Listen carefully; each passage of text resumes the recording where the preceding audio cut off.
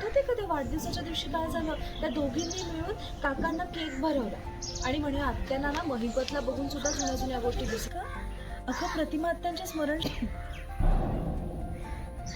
म्हणून त्या सायलीच्या आयुष्यात काय चाललंय बघितलंस का? प्रतिमा आत्यांची स्मरणशक्ती हळूहळू परत येते.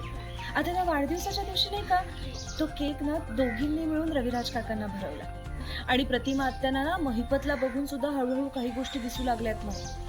ताई मला तर खात्री आहे एक दिवस प्रतिमा आत्यांची स्मरणशक्ती नक्कीच आणि आपली सायली तर सत्य नक्कीच शोधून काढेल आणि सगळ्यांना पण कळेल की प्रतिमा आत्यांना नेमका कशाचा त्रास होता. मंडळी, या सगळ्यात आम्हाला तुमची साथ हवी आहे. सायलीला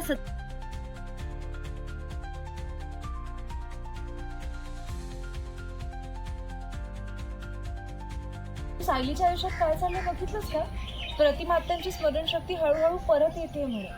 त्या वाढदिवसाच्या दिवशी नाही का त्या दोघींनी मिळून रविराज काकांना केक भरवला आणि आत्यांना ना महिपतला बघून हळूहळू काही गोष्टी दिसायलाही लागल्या. ताई मला तर खात्री आहे एक दिवस प्रतिमा आत्यांची स्मरणशक्ती परत येईल. खरं आणि तसं आहे सायली आपलं सत्य शोधूनच काढेल. आपली सायली सत्य शोधूनच काढेल.